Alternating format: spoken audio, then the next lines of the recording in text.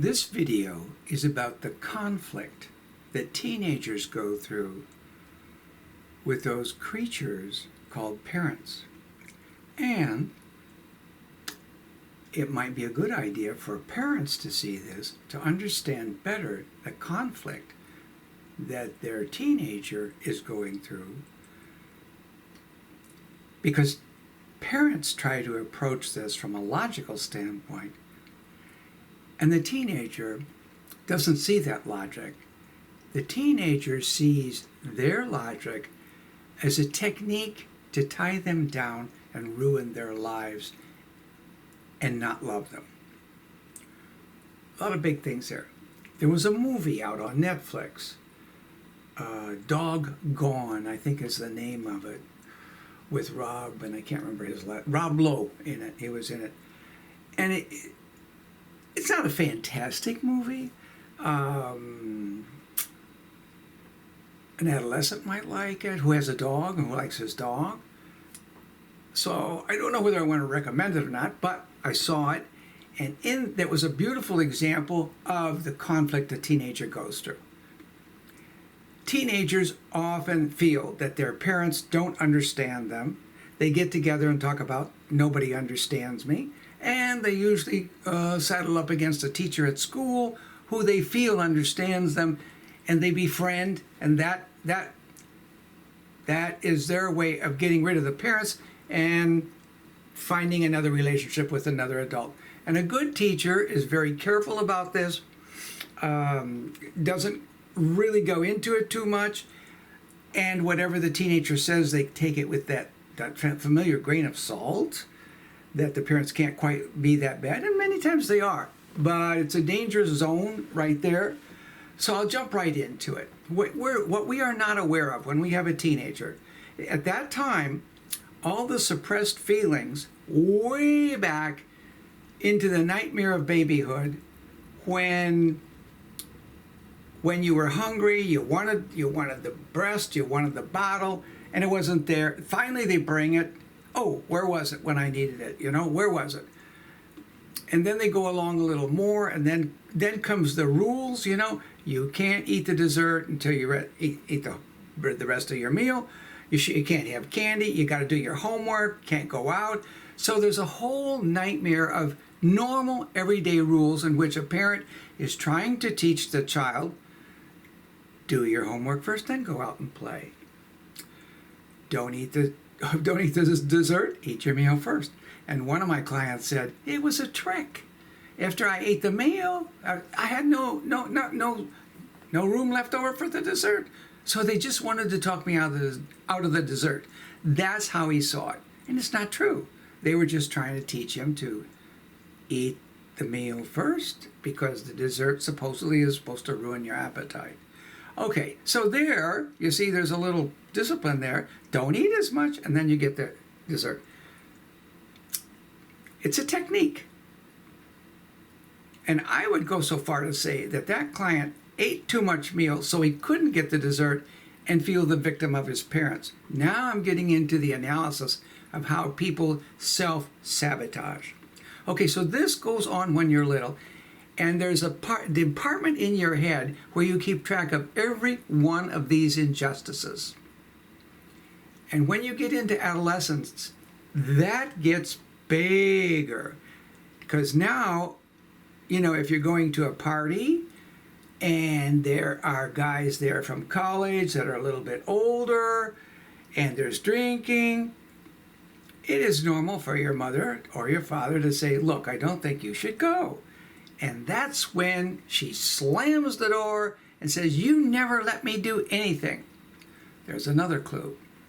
In the unconscious mind, which is the mind of the child, like at 2 and 3, it's all or nothing. So if he doesn't let me go out, he never lets me go out. And that's not true. But emotionally, that's how she feels. So at that moment, that father that says you can't go to that party is the guardian of the household, and she's in prison. And she holds it against him forever. Now, I know one case in which that came up, and the mother said, no, you can't go. And then later, it was found out that the nightmare, the party was a nightmare. The police had to come. People got in trouble. Did the daughter come back and say, gee, Mom, you did the right thing? No, no, no, no, no. But it was found out through the grapevine. So kids like to see their parents as ruining their lives, and this is unconsciously orchestrated, and that they never let them do what they want to do. But in this movie, back to that movie, Gone Dog, the teenage boy saw his father as never loving him, not on his side in life, and the father would try to encourage him and try to do things, but the son saw this as, you know, his father wanted to encourage him to get an interest, go out, get a job, do something, because he just graduated from school, and he was trying to encourage him. But the child, or the teenager said, you don't love me as I am, and my dog loves me as I am. So he saw his father as not loving him, not caring about him. And his father was just trying to tell him what to do or encourage him in his own way. And every time his father would try to explain what he was doing, his son would cut him off. Now we go into another video that I made, in which I call it the silent treatment. He shut the door to communication. And why did he do that? And this part too is going to be different. He shuts the door to communication, in which an explanation could come out. We don't know if it's a good one or not, but it could come out. And then he might see his father as good. But he didn't want to see his father as good in anything. So all you have to do to see your father as bad is to shut the door on communication and keep your image of what it is. So if the father does something nice and, you know, picks up something at the sports activity place, brings home his favorite, I can't think of anything right now, he'll see that as, oh, you're trying to bribe me. No, the father's trying to be nice. So you have the teenager who has in his mind the idea that his mom and dad are against him. Now this comes in degrees. If the teenager has a little bit of logical insight in his head, he'll see that his parents are not that bad and that they're on his side. On the other hand, if it really gets strong, if he sees his father as pushy and pushing him around and bossing him, it would be very easy for him then to rebel. Okay, that's also part of being a teenager. Rebel and do the opposite of what your parents say. Hey, and join a street gang. They would be against that. But the irony is, in the rebellion, the teenager actually repeats what he's running away from, because now he'll have a new boss, the gang leader. So he gets pushed around. But in his mind, that's okay because he's rebelling. And then the other way you can do it is get attracted to somebody that your parents would be against. Again, it's a setup so that your parents are always depriving you of what you want. Romeo and Juliet. There's a sample. They solved it, not in a good way. Fall in love with the wrong person in their eyes. Today we have more choice. But whatever your parents want for you, it's a design to ruin your life, to not let you be happy in what you want to be. And then you have the choice of what you're going to be if you grow up. What are you going to be? Try to find something your parents don't want you to do. And then they'll be against you. And that's the whole idea. Try to choose something or be attracted to something that you know deep down your parents won't understand. And then the parents, after all I've done for you, sacrifice so much, give you everything we didn't have, and what do? There's the other side of the coin.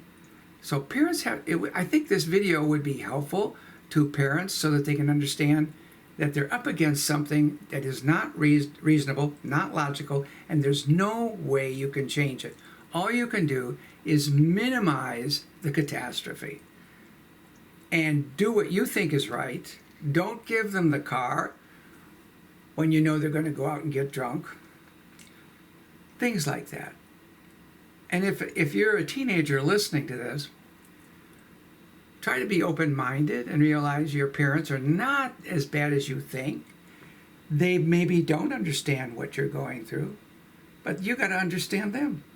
And that's okay too. Okay, I hope this video makes some kind of weird sense.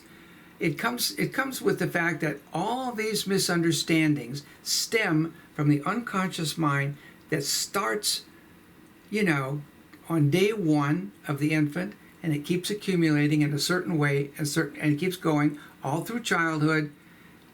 There's an accountant in the child's mind that keeps track of everything that doesn't go right and forgets and nullifies everything that the parents did that's good. That's totally forgotten because it's expected. Okay, I better stop right there. I hope you liked this video. Ooh, got something out of it. You may not like it. Got something out of it. If you did, give me a thumbs up. Give me a comment on experiences you've had with your parents or with your kids. I would like that. Maybe we could open up another avenue of interest here. And see you next time. Oh, thumbs up and subscribe. Bye-bye.